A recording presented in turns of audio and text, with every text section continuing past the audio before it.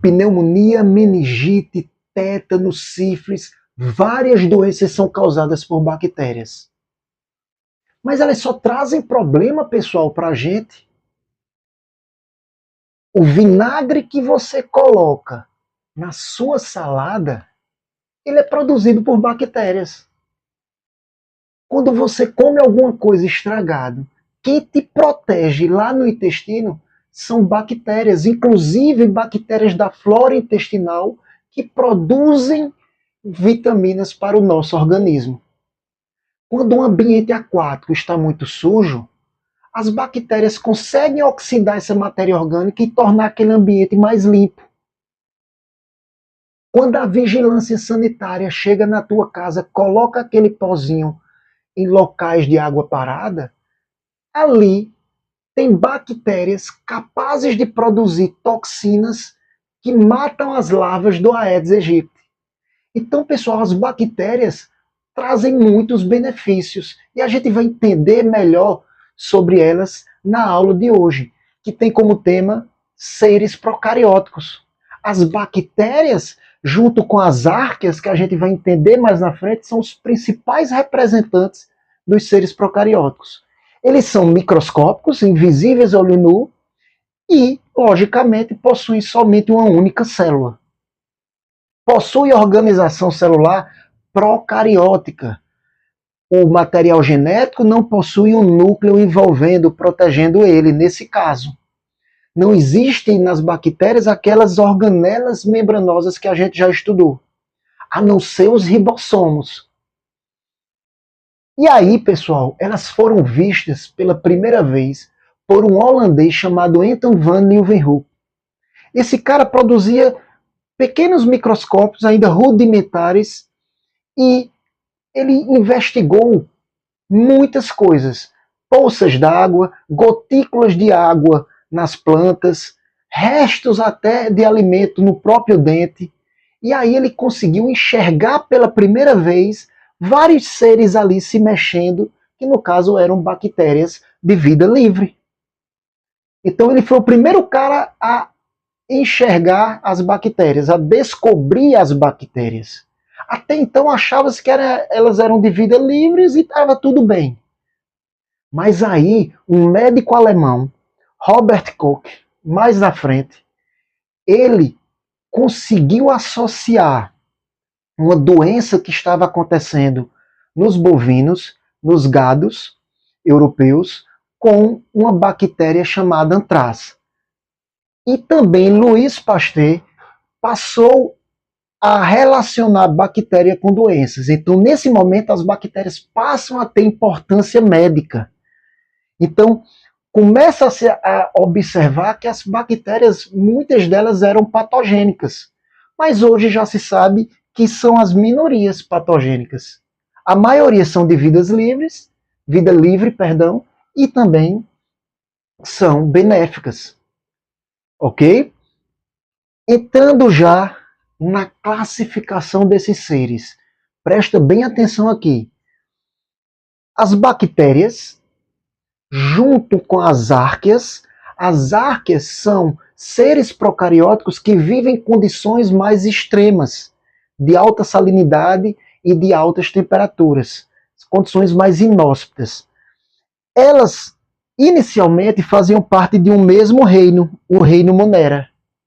Com o avançar das tecnologias, das análises bioquímicas, genéticas, os pesquisadores foram observando que elas têm variações, diferenças muito significativas, que imaginava-se que não. Então, as bactérias, elas possuíam, por exemplo, uma substância na parede celular chamada peptidoglicano, que as árqueas não possuíam. O material genético das árqueas tinha uma sequência diferente das bactérias. O ambiente em que as árqueas vivem são ambientes, como eu disse, de condições mais extremas. Elas são extremófilas, ao contrário das bactérias comuns. Então, elas passaram a formar reinos diferentes. Passou-se a se ter o reino bactéria e o reino arqueia. Só que as análises foram avançando cada vez mais e surge uma nova categoria taxonômica chamada domínio. Então, na taxonomia mais recente, os domínios eles são divididos em três: o domínio Bacteriae, o domínio Archaea e o domínio Eukarya. O domínio Bacteriae é justamente aquele domínio caracterizado pelas bactérias mais comuns, as antigas eubactérias, bactérias verdadeiras. O domínio Archaea são as árqueas, são as bactérias que vivem em condições mais extremas, são extremófilas, que eu também comentei com vocês aqui, que antes fazia parte desse reino. E dividiu um terceiro domínio chamado domínio Eukarya, que compreende os eucariontes, as plantas, os animais, os protistas, protozoários e os fungos. Atenção no que eu vou dizer agora. O domínio Archaea, as árqueas, por incrível que pareça, elas têm uma relação de parentesco evolutivo mais próximo do domínio Eukarya do que em relação ao domínio Bacteriae. Então, o material genético e várias outras características das árqueas são mais próximos, evolutivamente falando, dos eucariontes. Perfeito? Isso é algo extremamente importante, anota aí. Isso é fundamental. Então vamos falar agora da estrutura básica das bactérias. Começando de fora para dentro. Elas são envolvidas por uma parede, chamada parede celular bacteriana.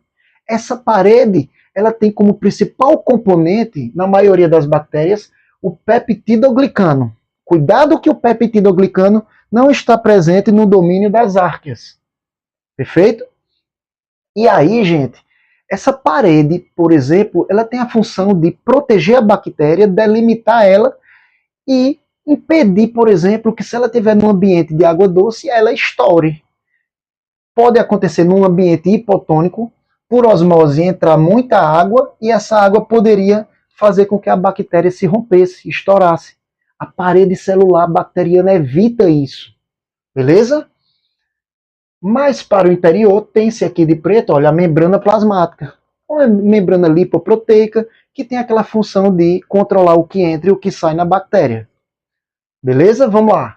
Aqui no citoplasma tem-se os ribossomos, não tem complexo de Golgi, retículo, nada, mas existe ribossomos. Tem-se na região mais central um cromossomo circular, um DNA circular bacteriano, que é chamado de nucleóide por se assemelhar à região do núcleo, mas não existe núcleo, muito cuidado, certo? E existe também os plasmídeos, que são DNAs circulares dispersos no citoplasma, pequenos fragmentos de DNA circular. Só que nem toda bactéria tem esses plasmídeos, eles não são tão essenciais para a bactéria, mas as bactérias que possuem os plasmídeos, muitas vezes elas são resistentes, porque os plasmídeos conseguem condicionar a produção de substâncias que neutralizam a ação de antibióticos. Olha que interessante. Então os plasmídeos, é muito comum eles estarem presentes em células resistentes a antibióticos.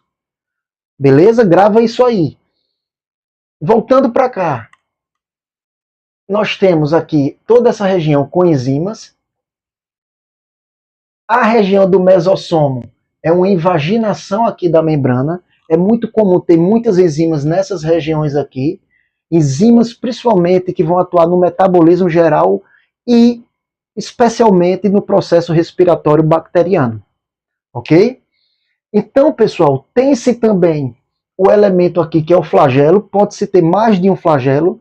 Geralmente é um filamento longo que parte lá da base da membrana e da parede celular bacteriana, e ele tem a função de promover o deslocamento, a movimentação da bactéria no ambiente. Existe esse prolongamento mais curto do que os flagelos, chamado de fímbrias, estão em maior quantidade em relação ao flagelo e são menores, são estruturas piliformes, parecendo pelos, tem a função de auxiliar no deslocamento, mas em algumas bactérias são extremamente importantes na troca de material genético durante o mecanismo de reprodução. Perfeito? Então, não só deslocamento, mas as fibras podem ter função reprodutiva. Muita atenção nisso. Ok, gente? Um outro elemento estrutural que eu não coloquei aqui, porque algumas bactérias têm, outras não, é um elemento mais externo aqui em relação à parede bacteriana, que é, melhor dizendo, justamente a cápsula bacteriana. Essa cápsula ela é rica em polissacarídeos e também em proteínas. E presta atenção agora, essa cápsula que está aqui, ó, na parte mais externa, essa cápsula aqui, gente, ela está presente em algumas bactérias e em outras bactérias ela não está presente. Bactérias que possuem a cápsula externamente à parede celular, essas bactérias são mais resistentes à ação dos glóbulos brancos durante a fagocitose. Quando uma bactéria entra no nosso organismo, os nossos glóbulos brancos chegam lá nela e vão englobar ela para nos defender, vão destruir ela. Acontece que bactérias com cápsula, elas resistem a essa fagocitose. Por exemplo, a pneumonia, existem pneumococos que têm cápsulas e existem outras linhagens que não possuem cápsulas. A linhagem que possui cápsula é justamente aquela linhagem que causa a pneumonia. A linhagem que não tem cápsula não vai causar doença, porque nosso sistema de defesa vai conseguir neutralizar. Perfeito? Então, não esquecem isso. Formas e agrupamentos bacterianos. São vários, olha para cá. Cocos, formato esférico. Bacilos, forma de bastonete. Espirilos, forma de espirais. Por exemplo, o treponema é uma bactéria que causa uma doença sexualmente transmissível. Diplococos, 2 cocos formando pares. Estafilococos, são cocos em formato de uva, cachos de uva, melhor dizendo. Streptococos, estão cocos enfileirados aí. Streptobacilos, são bacilos, olha só, forma de bastonete, enfileirados também. Então, sempre que tiver strepto, estão enfileirados. Diplobacilos, diplo significa 2, são grupos de 2 bacilos, no caso. As sacinas, que tem um formato cuboide, são 8 cocos dispostos no formato de cubo. E vibrião em formato de vírgula. Então, por exemplo, tem o vibrião que causa a cólera, tem-se, por exemplo, o streptococcus, que causam pneumonias, estafilococos, como estafilococcus aureus, que causam problemas de dermatites na pele, infecções dérmicas. Como eu falei, o espirilo, que causa, por exemplo, a sífilis, que é uma doença transmissível, e vários outros aqui. Então, gente, a partir desse vídeo, no próximo vídeo, a gente vai ver justamente metabolismo energético, dando continuidade a essa aula que é um pouquinho longa. Perfeito? Bora lá, pessoal. Classificação quanto ao metabolismo nutricional. São 4 grupos aqui, gente, que a gente vai caracterizar. Mas antes, vamos relembrar alguns conceitos. Seres autotróficos são aqueles seres que o quê, gente? Produzem seu próprio alimento, as plantas. Seres heterotróficos, como os animais, buscam seu alimento no meio externo. Perfeito? Importante isso porque a gente vai aplicar agora esses conceitos. Olha para cá, gente. Os seres vivos, de uma forma geral, possuem que tipo de alimento?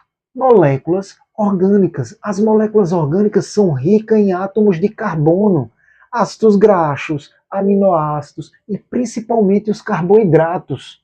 Beleza? E quem são os carboidratos principais? No caso, a glicose. E não é diferente nas bactérias. As bactérias, para sobreviverem, precisam de alimento. E um desses alimentos principais é o carboidrato glicose, C6H12O6, como a gente representa. Então, esse carboidrato, essa glicose, que tem carbono, não esquece isso, quando dentro da bactéria é degradado, libera energia, essa energia vai permitir que se formem novas moléculas orgânicas, inclusive novas moléculas de carboidratos, como também moléculas orgânicas que vão fazer parte da estrutura, da arquitetura da célula bacteriana. Perfeito, gente? Entendido isso? Então, bora lá caracterizar cada grupo. Vamos primeiro entender as autotróficas, fotoautotróficas e quimioautotróficas. Não vou seguir a ordem aqui, para facilitar o entendimento. Depois, fotoheterotróficas e quimioheterotróficas. Ok? Então, vem comigo, presta atenção. Fotoautotróficas. Ei, vamos ao pé da letra? Fotoautotrófica. Autotrófica produz seu próprio alimento através de foto. Foto remete à luminosidade, à luz, energia luminosa. Então, produzem seu próprio alimento utilizando energia luminosa. Perfeito? Então, o alimento da bactéria que eu falei, a glicose, o carboidrato, é produzido nesse grupo de bactérias a partir de um fenômeno chamado fotossíntese. Então, o que é que acontece? O alimento, olha para cá, não esquece o alimento, ele não tem carbono, o alimento da bactéria? Esse carbono aqui, no caso das fotoautotróficas, ele vem de onde? Qual é a fonte de carbono? Vem do gás carbônico, do CO2. Então, o que é que essas bactérias fazem? Olha só, imagina que eu sou uma bactéria fotoautotrófica, estou aqui. Eu capto, puxo o gás carbônico, o CO2, olha para cá, para dentro de mim, e também consigo captar energia luminosa. Aqui dentro vai acontecer o quê? A reação de fotossíntese, certo? E aí, nessa reação de fotossíntese, eu vou conseguir produzir o meu alimento, o alimento importante para a bactéria, que possui carbono.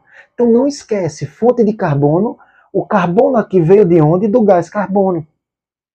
E a fonte de energia é a luz, a energia luminosa, ok? Isso é o que caracteriza esse grupo, beleza? Esse grupo, pessoal, ele é dividido em 3 subgrupos. Proclorófitas, que é um termo até um pouco em desuso, mas eu quis colocar, eu acho importante pecar pelo excesso. Cianobactérias e sulfobactérias. Vamos diferenciar cada um deles. Primeira coisa que a gente tem que entender, todos realizam fotossíntese. Todos puxam CO2, gás carbônico, e todos puxam energia luminosa, certo? Beleza? Então olha para cá. As proclorófitas, elas são as mais abundantes. Elas estão nos oceanos, nos mares, e possuem clorofilas do tipo A e B. Eita, olha só, clorofila A e B são as mesmas clorofilas lá presentes nas plantas. Bactérias possuem as mesmas clorofilas das plantas? Sim, os mesmos tipos de clorofila. No caso, esse grupo, sim. Ok? Então, o que é que acontece? Elas realizam uma alta taxa de fotossíntese, pessoal. É por isso que se diz hoje que os oceanos é que corresponde ao pulmão do planeta. Por quê? Porque as altas taxas de fotossíntese acontecem em bactérias que estão ali na água dos oceanos. Beleza? Então, acabou aquela história de antigamente que se dizia que o pulmão do mundo era a Amazônia, de forma alguma. As altas taxas de fotossíntese ocorrem nos oceanos, principalmente nesses grupos de bactérias. Ok? Então, bora lá. Então, a reação de fotossíntese, olha aqui, elas realizam. Puxam o gás carbônico, que reage com água na presença de energia luminosa. Esse carbono, não esquece, ele presente no dióxido de carbono, ele vai vir para onde? Para formar o alimento aqui. E o hidrogênio da água vai estar aqui presente junto com o oxigênio aqui para formar o alimento. Eu não disse no início o alimento não é a glicose? Beleza? Então, entendido isso aí, bora para cianobactérias. As cianobactérias, pessoal, elas são extremamente importantes, realizam fotossíntese também. O fato de eu não ter colocado aqui não significa que elas não realizam. Elas realizam sim, certo? Apenas essas realizam com mais intensidade. Então, as cianobactérias, elas possuem clorofilas do tipo A e não possuem clorofilas do tipo B. Atenção, isso é uma diferença em relação às proclorófitas. Elas possuem um pigmento chamado ficobilinas, que vai dar uma coloração mais avermelhada ou azulada a esse grupo de bactérias, certo? Essas bactérias são geralmente envolvidas por uma cápsula gelatinosa e elas vivem em agrupamentos, em colônias. Muitas vezes elas vivem em ambientes desérticos e ilhas vulcânicas. Locais, pessoal, que são pobres, que estão pobres em nutrientes, como por exemplo esses locais que eu citei, que é difícil a sobrevivência ali, os primeiros seres que conseguem sobreviver, se reproduzir ali, e que surgem ali, que são pioneiros, são justamente o grupo das cianobactérias. Por quê, pessoal? Porque essas cianobactérias, gente, por mais que não tenha alimento no meio, elas não são fotoautotróficas, elas puxam luz e vão produzir o seu próprio alimento com a luz, sem problema. E além disso, gente, olha o que elas fazem, são fixadoras de nitrogênio, do gás nitrogênio. Ei, imagina que eu sou cianobactéria.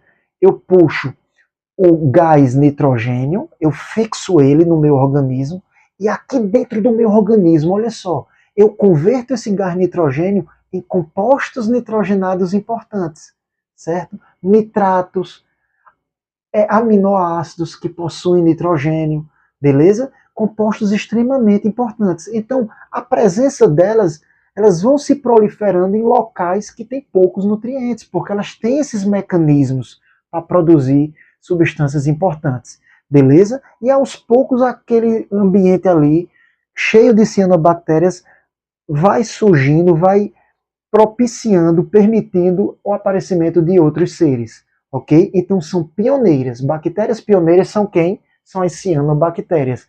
Fixadoras de nitrogênio, quando eu ouvi falar, são que tipo de bactérias? Cianobactérias. Perfeito? E elas também, pessoal, podem ser encontradas formando líquens.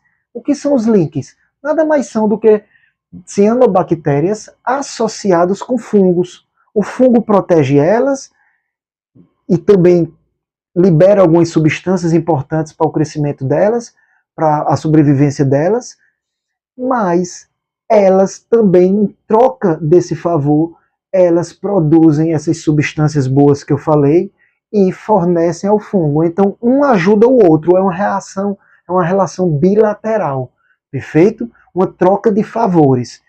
E aí, caracterizando os líquens, muito comum em áreas mais úmidas, áreas com o ar mais puro, em troncos de árvores, formando aqueles tapetezinhos verdes ali, verde com branco. O branco ali é mais a presença do fungo, e o verde é a presença, geralmente, de algas, ou então também, dependendo das cores, cianobactérias. Perfeito? Deu para entender, gente? As cianobactérias é interessante que elas são, gente, muitas vezes filamentosas. E nesses filamentos, elas possuem uma região mais dilatada, um pouco maior, chamada de heterocisto. Heterocisto, certo? E aí essa região aqui, olha só, mais dilatada, é justamente a região onde acontece a fixação do nitrogênio. Então todo o nitrogênio, o gás nitrogênio, vem para cá, para essa região. É uma região fixadora de gás nitrogênio. Beleza? Heterocisto, estou repetindo para vocês, ok? Mas elas podem ser isoladas, não só em grupos, em colônias, não só filamentosas. Sulfobactérias, pessoal, as sulfobactérias, olha, elas não vão possuir nem clorofila A nem clorofila B. Elas vão possuir um tipo de clorofila diferente. Atenção aqui, são as chamadas bacterioclorofilas. Essas bacterioclorofilas são pigmentos que captam energia luminosa no comprimento de onda maior, certo? Do que as clorofilas A e B. Isso é uma diferença. Vivem em fundos de lagos e lagoas, certo?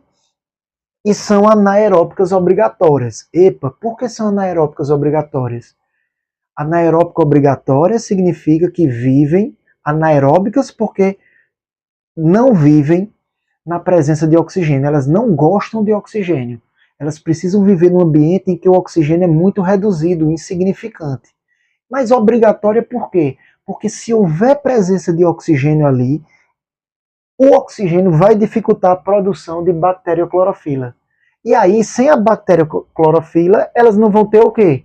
Fonte de energia, no caso, luz. Por mais que elas vivam no fundo de lagoas e lagos, elas precisam de um pouco de luz aí, o mínimo para poder realizar a sua fotossíntese. E aí, falando na fotossíntese dela, olha aqui para baixo, gente.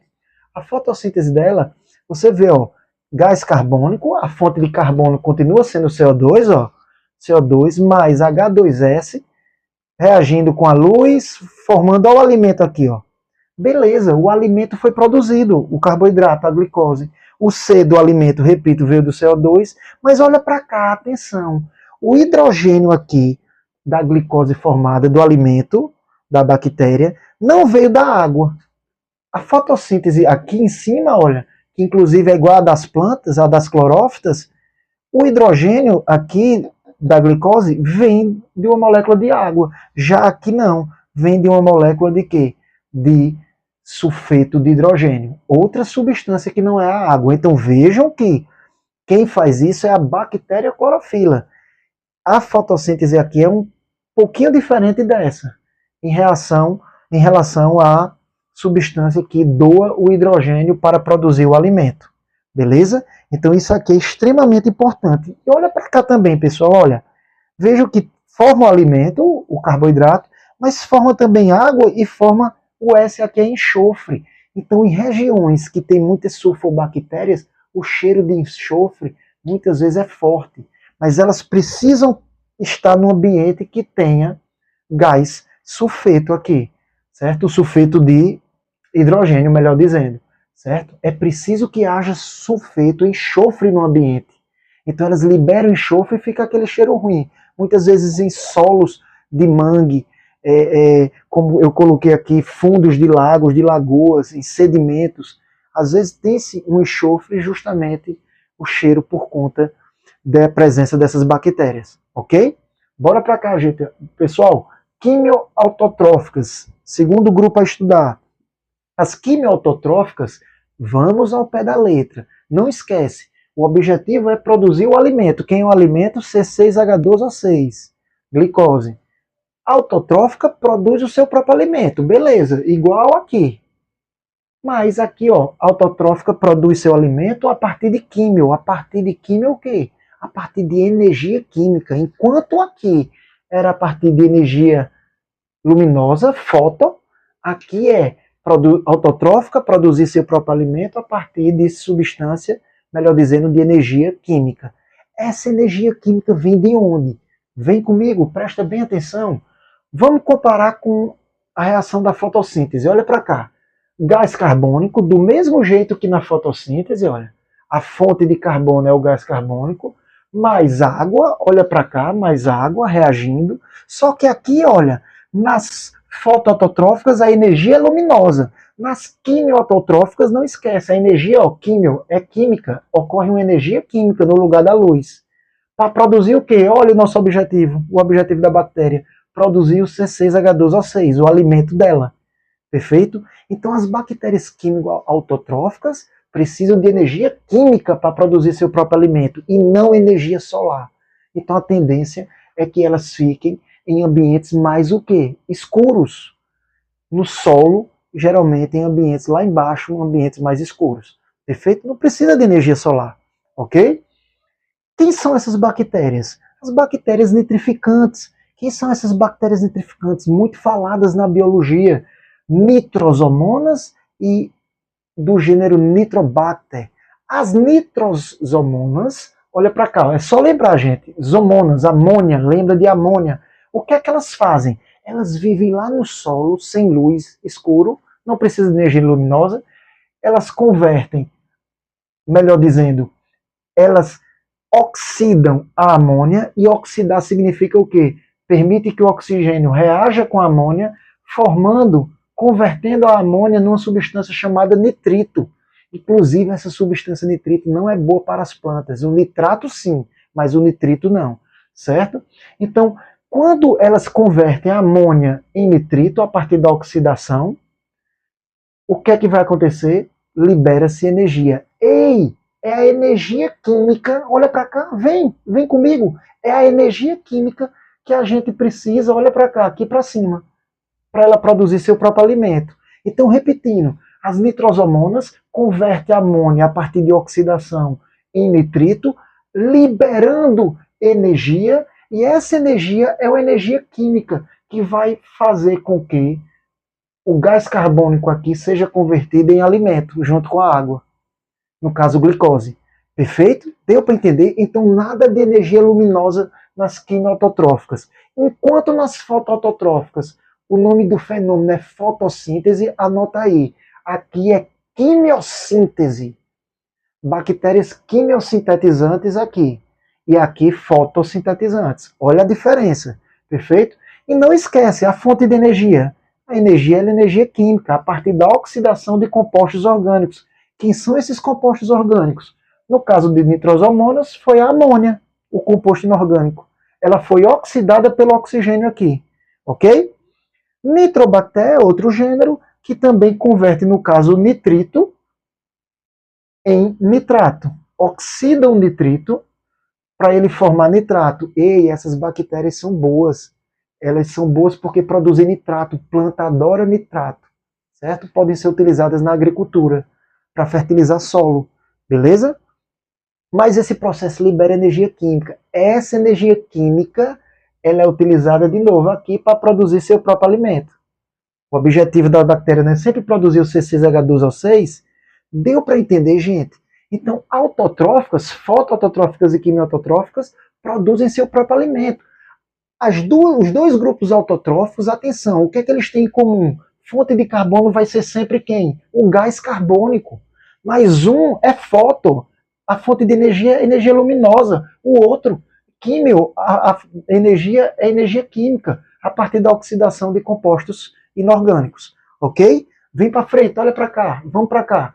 Fotoheterotróficas são aquelas bactérias que, atenção,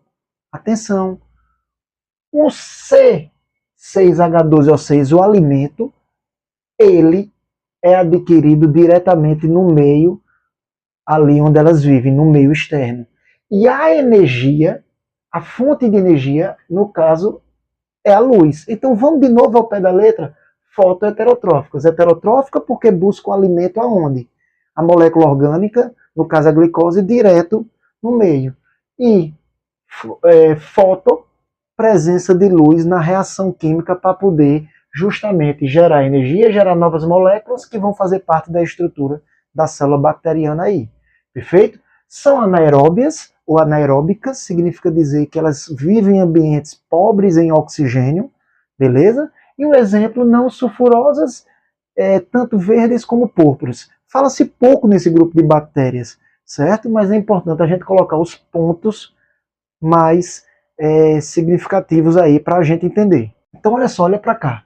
Quimioheterotróficas, bora lá. Heterotróficas buscam seu alimento no meio. Então o alimento, por exemplo, o carboidrato glicose, pode ser adquirido diretamente no meio. Perfeito? E a fonte de energia, ela é proveniente, é uma energia química proveniente da degradação desses compostos orgânicos que foram ingeridos, que foram encontrados no meio.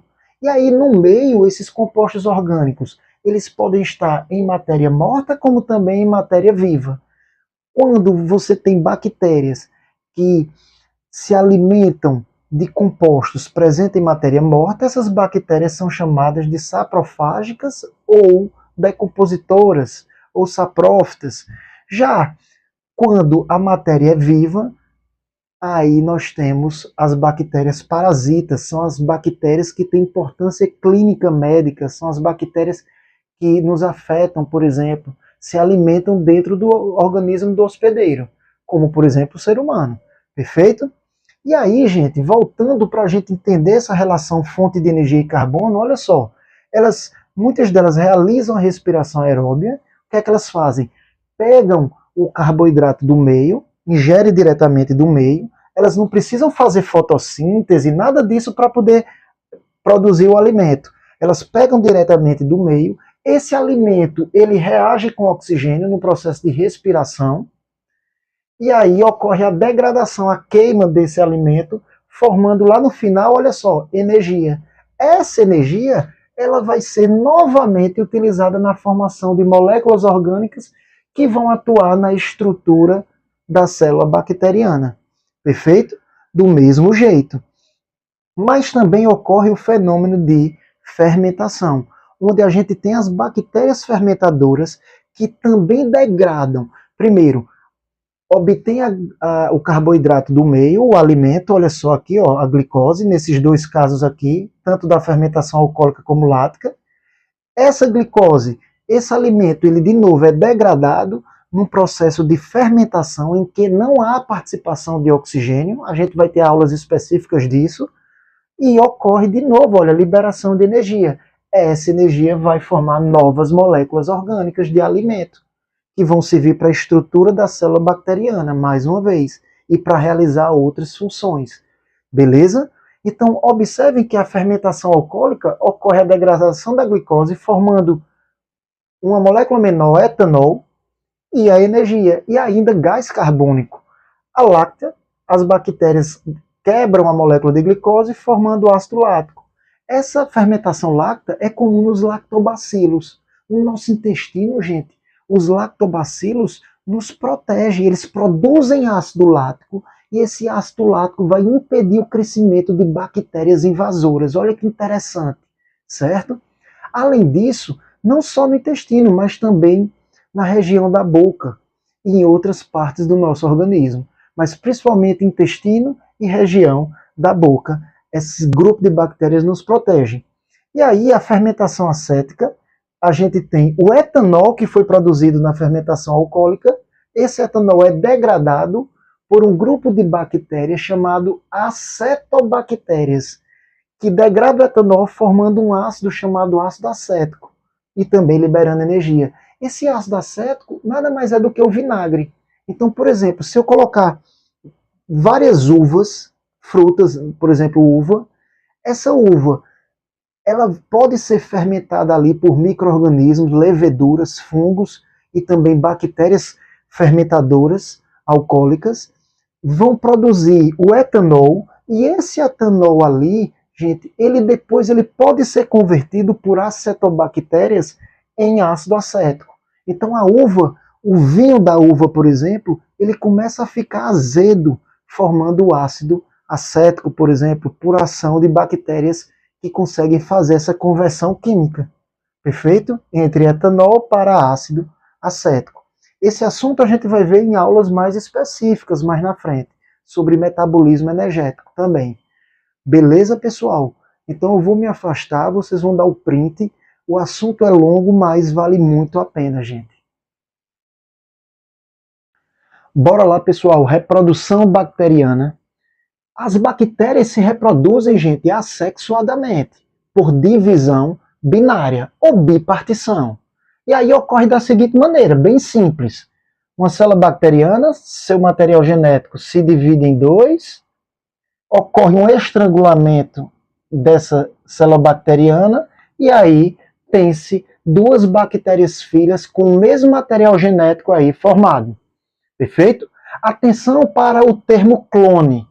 Clone, gente, significa o conjunto dessas bactérias contendo o mesmo material genético, resultantes de sucessivas divisões binárias. Nós temos aí clone, certo? Então, clone remete ao conjunto dessas bactérias. Muito cuidado nesse conceito. Existem alguns mecanismos que a gente precisa entender relacionados à reprodução bacteriana, como, por exemplo, a esporulação ou atenção, esporogênese, é outro termo muito comum em questões. Essa esporulação é realizada por bactérias que vivem em ambientes com poucos nutrientes e pouca água, gente. Um ambiente inóspito para essas bactérias. Então, como ocorre? Vamos entender o passo a passo. Tem-se a célula bacteriana com seu material genético. Esse material genético, olha para cá, ele se duplica.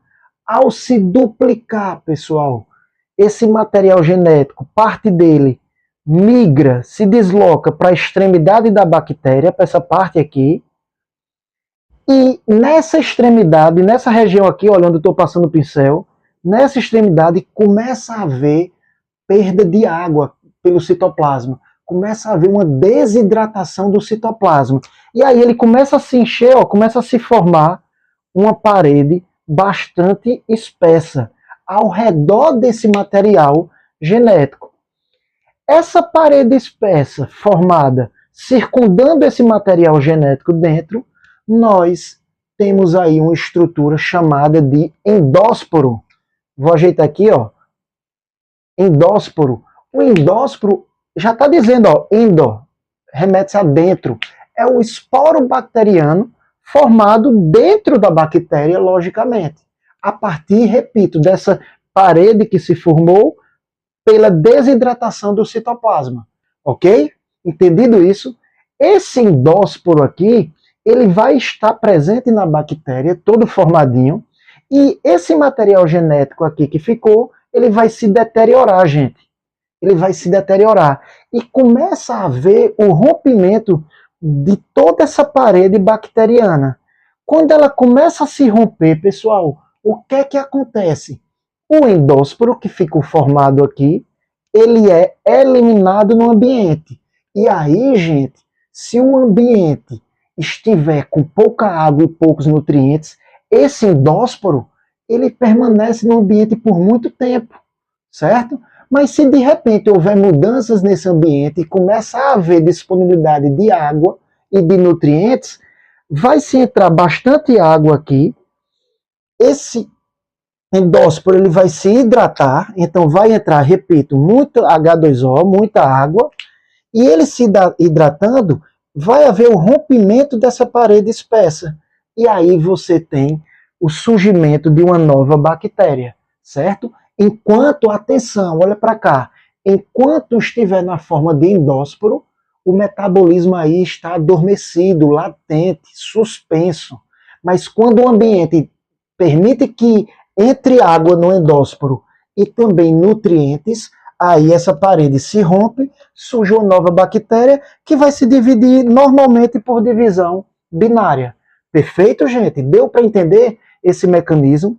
E aí, quais são os exemplos que nós temos? Clostridium tetani, Clostridium botulinum e o Bacillus thuringiensis. Chamar atenção para esses três. O tetani, gente, é o Clostridium que causa a doença tétano. Então, por exemplo, quando uma pessoa se fere, não está vacinado, se fere, se corta com um prego enferrujado, ali pode existir endósporos da bactéria que causa o tétano, que é justamente o Clostridium tetani. Beleza? E aí esse endósporo dentro do organismo, ele vai encontrar condições adequadas para justamente formar a bactéria que irá se proliferar, causando a doença. Ok? O botulino é aquela bactéria que causa a doença chamada botulismo. Essa bactéria libera uma toxina que vai promover simplesmente, gente, paralisia de músculos importantes no organismo, como, por exemplo, os músculos do tórax, importantes para o processo de respiração. Perfeito? É importante aqui ressaltar que o famoso Botox que as mulheres utilizam possui essa toxina ali. Ele é produzido a partir dessa toxina, chamada ácido botulínico. Então ela paralisa a musculatura da face justamente para diminuir a contração desses músculos, formando aquelas rugas, certo? E aí a gente remete ao envelhecimento. Então, para evitar esse processo, essas contrações que formam essas rugas, se utiliza o ácido botulínico, a toxina botulínica, melhor dizendo, produzido por essa bactéria. Perfeito? E aí a gente tem também o Bacillus thuringiensis. Pessoal, o Bacillus thuringiensis, ele produz esporos, endósporos, e esses endósporos, gente, muitas vezes eles são utilizados pela agricultura. Sabe por quê? Porque na agricultura o pessoal libera esses esporos dessas bactérias, desses bacilos, porque eles produzem toxinas que têm ação inseticida, certo? Então produzem bioinseticidas que vão proteger ali aquela lavoura, aquela plantação, aquela cultura. Beleza, gente? Deu para entender? Então, quando os endócitos são liberados no ambiente, eles vão se abrir, as bactérias vão liberar toxinas e, consequentemente, essas toxinas vão matar os insetos, as pragas que ali atacam. Ok?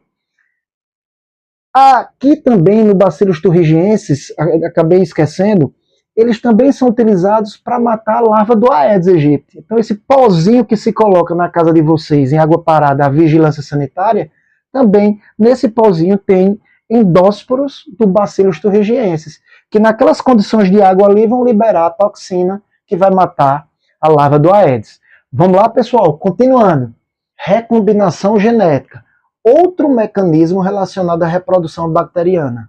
Existem 3 tipos muito cobrados em provas, gente. Transformação, transdução e conjugação. Então, olha só, vamos caracterizar cada um desses mecanismos. Transformação, presta bem atenção. Tem-se uma bactéria doadora e uma bactéria receptora. Perfeito? A bactéria doadora, no processo de transformação, ela está morta, está em decomposição. Então, o que é que acontece? Um pedaço do seu material genético, ou o material genético todo, ele sai dessa bactéria que já está se decompondo e ele pode ser absorvido pela bactéria receptora. E aí lá dentro ele vai se acoplar ao material genético dessa bactéria receptora. Essa bactéria receptora, por sua vez, vai se dividir por divisão binária, formando aí várias bactérias filhas contendo o material genético dessa bactéria doadora, certo? É importante ressaltar que a doadora aqui não precisa ser da mesma espécie da receptora. Pode ser bactérias de espécies diferentes, contanto que o DNA se acople bem aqui ao material genético. Um exemplo, pessoal, em que se utiliza essa técnica aqui, esse processo de transformação, foi na produção de insulina. A insulina comercializada nos dias de hoje, por exemplo. O que foi que os caras fizeram? Pegaram fragmentos de DNA, chamada de plasmídios, colocaram um gene aqui nesse fragmento, um gene que produz a insulina humana. Esse fragmento de DNA ele foi absorvido por bactérias receptoras. Eles utilizaram principalmente a Escherichia coli, uma espécie de bactéria, e essas bactérias absorveram esse fragmento aqui, esse plasmídio, contendo, repito, o gene que produz a insulina. E aí surgiram várias bactérias capazes de produzir insulina em laboratório. Perfeito? Então foi uma técnica de engenharia genética que eles utilizaram para a produção, repito, de insulina. Ok? Utilizaram a transformação. Vamos para a transdução. A transdução do mesmo jeito, gente. Tem espécie doadora e uma bactéria receptora. A bactéria doadora aqui, ela também vai estar sendo deteriorada, morta, mas morta por um agente invasor, no caso os bacteriófagos. Nós já vimos nas aulas de vírus. Esses bacteriófagos, eles vão ter o material deles mesmo, do próprio vírus, como também vão transmitir o material genético, transportar, melhor dizendo, o material genético da própria bactéria que eles atacaram. E aí esse material genético da bactéria, ele vem sendo transportado pelo bacteriófago. Esse bacteriófago, ele vai aderir a uma bactéria receptora e vai liberar seu material genético, injetar o seu material genético junto com o material genético da bactéria que ele atacou, a bactéria doadora. Ele injeta nessa bactéria receptora e essa bactéria receptora vai absorver, vai receber esse material genético. Ele sendo compatível, ele se incorpora ao material genético dela, ela se divide em 2 bactérias e aí vai se ter várias bactérias contendo um pedacinho lá do material genético da bactéria doadora, junto também com o material genético viral, não esquecer disso. Perfeito? Por fim, conjugação, pessoal. A conjugação, antigamente se pensava que era um processo de reprodução sexuada das bactérias. Não, de forma alguma, certo? É apenas uma mistura de material genético. Então você tem uma bactéria doadora, olha para cá, e você tem uma bactéria receptora. No início da aula eu falei desses prolongamentos aqui, desses túbulos proteicos, chamados de pilis, né? Pelos. E muitos deles são chamados de pelos sexuais. Por quê? Porque esses pelos sexuais formam esses tubos proteicos que vão permitir se unir com uma outra bactéria, no caso a bactéria receptora. E aí o que é que ocorre, gente? Um pedaço desse material genético, ou do material genético principal, ou então o plasmídio, e aí atenção, é mais comum o plasmídio. Esse material genético ele entra nesse tubo e ele é transferido para o material genético da bactéria receptora, que vai receber ele muito bem, e aí essa bactéria vai se dividir, proliferando-se com o material genético lá vindo da bactéria doadora, certo? Então, tem-se a participação do pelo sexual, ou pile. E aí tem-se a bactéria macho e fêmea. A macho ficou sendo conhecida como a bactéria doadora, entre aspas, porque antigamente se achava que era macho e fêmea, eram seres aí sexuados. Mas na verdade hoje não. E o termo fêmea ficou sendo apelidado como sendo a bactéria receptora. Perfeito, pessoal? Até a próxima aula e assistam outras aulas ainda sobre bactérias. Um abraço a todos.